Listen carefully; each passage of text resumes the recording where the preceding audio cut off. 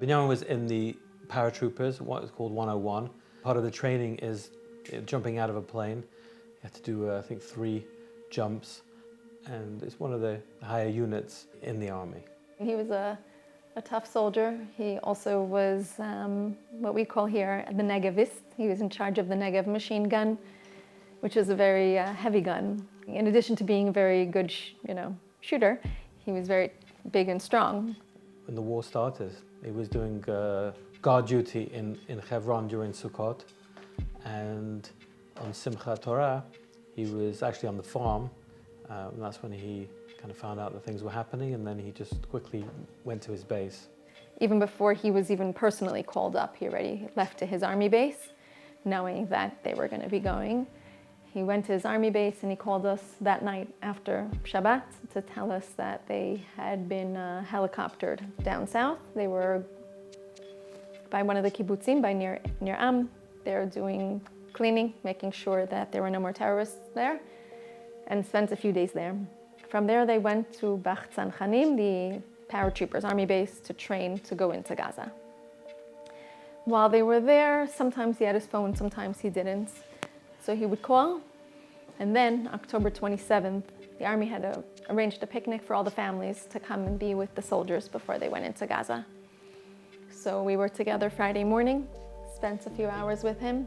The whole family came, all the children were together, and we had a nice big breakfast all together.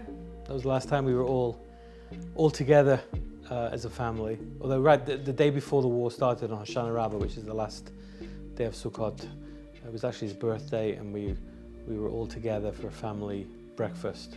That was the last time we were together, when it was peace and all the cousins and extended family. That was the last time before the war, and then when we had this picnic a couple of days before he went into Gaza, and so it was 2.5 weeks. It was basically just under 3 weeks from that picnic. Then the Monday before he was killed, he called my phone, and the reception was horrible. I almost couldn't even hear him. And he said, "Hi, Man." I was afraid to even guess it was him, because the reception was so bad. It was a phone number I didn't recognize. And I said, "Who is this?" Because I was afraid to even guess that it was Binyamin. He said, "Mommy, it's me, it's Binyamin." I said, "How you doing?" And he said, "We're great, we're amazing." At this point, I'm picturing like somebody's holding a gun to his head, like kidnapping, I don't know, who's great and amazing in Gaza. And so I said, "Binyamin, for real?" And he says, "Mommy, we're really great and we're really amazing." I heard his voice, and I said, "Okay, good." And he said, "Mommy, I have to give the phone back." He borrowed a reservist phone. They didn't have their phones. "Now I have to give the phone back." And I said, "Binyamin, I love you, I love you, I love you." And so that was the end. And that was on Monday, and we got word on Shabbos. So it was a Shabbat morning, it was November the 18th, and there were 3 Hamas terrorists that were shooting at some soldiers. I think 7 of them were injured, and 1 of them was seriously injured. And then 2 of them, I think, retreated into a house. And then the army sent in, I think, a tank, and then they sent in a dog that was shot at one point, and then the army went in to enter the house. So Binyamin's group was a little bit further behind, and he saw that there was another group of paratroopers, not his team, but a different group, and they were going to go in. The commander his name was Jamal Abbas. He was actually a Druze soldier, and his right-hand man, his name is Shachar Friedman. And then Binyamin, because he had this Negev gun, this machine gun, he said, "You need someone with a Negev, you need me to come in with you." So he went in, the 3 of them. There were 2 terrorists there. I think one of them was killed. We're not quite sure who actually ended up killing him. And then there was another terrorist who was hiding behind a couch, and he shot all 3 of them, and all 3 of them died. Binyamin, thankfully, it was pretty instant. And we were told afterwards that he went into battle with a smile on his face. You see behind us a beautiful picture of Binyamin with an amazing smile, and he didn't have so much fear, and he went in with a smile. And one of the soldiers said he died with a smile also. He had a smile on his face. So even in those situations, he was smiling.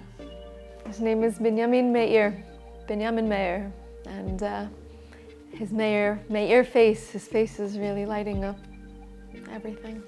Lights his face up and lights all of us. So it was Shabbat afternoon. It was around 4:20 in the afternoon. I was just on the couch sleeping in the afternoon, and I heard a very loud 3 knocks on the door, and I ignored it because I just thought it was one of the kids' friends. And then it banged again, even louder, and I just said, "Come in." And then I saw that it was these 3 soldiers. I obviously knew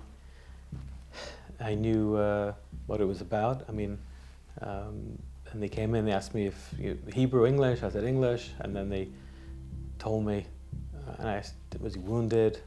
And they sadly, told us that he was killed. And I went upstairs to my wife, who was also resting upstairs, and she was sleeping, and told her to just get dressed and come down.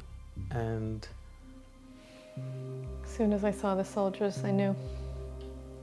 I was just on the staircase, sat down, and Roch Dayana Emet.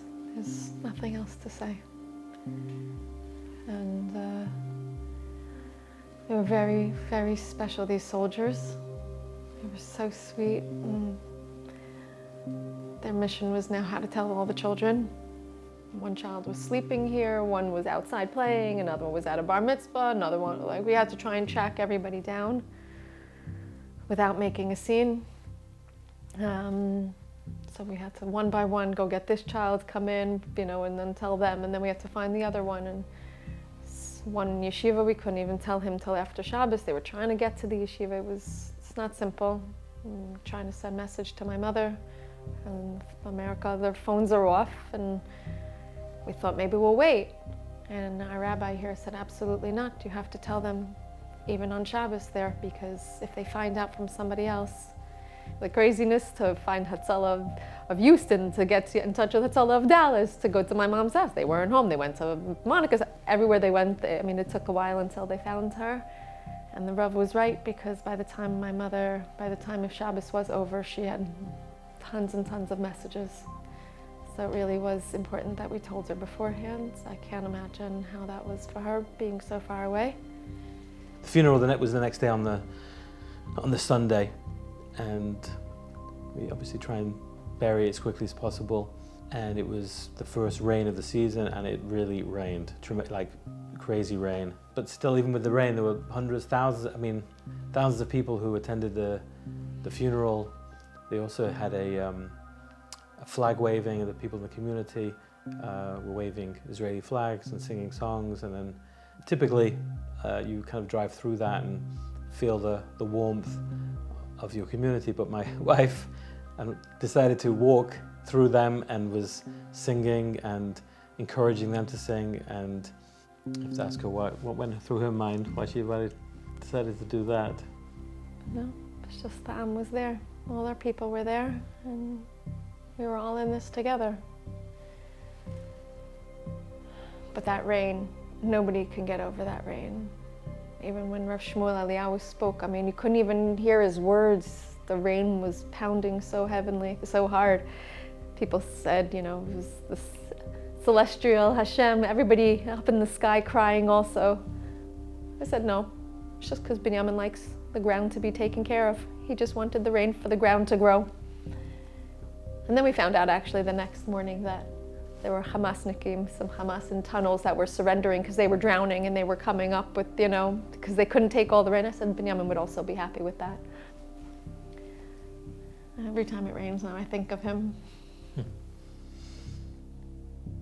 So there were thousands of people, and his Rav from his yeshiva in Tzfat spoke, and the Rav of his high school in Eilat spoke. And there were people who were obviously connected to us, a community here, and yeshiva that I used to attend to, and people obviously my wife was connected to, but there were thousands, hundreds of people who never knew who we were or knew Binyamin, and they felt connected enough to come out in the pouring rain to join us in our grief. At the beginning, I was upset at Hashem that he's making so many people sad. I said, if you're going to have issues with us, then have issues with us. Why are you making so many people cry? But then we learned that the greater the makkah, the greater the refuah. The more people are affected, the more the good afterwards is going to come. I said, yalla, so everybody cry, keep crying. And the more people that cry, the better.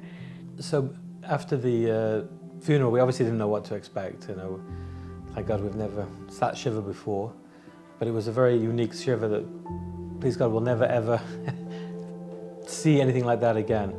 But there were literally hundreds, thousands of people from all walks of life, from Anglos, Israelis, all different types of Jews, Haredim, national religious, secular.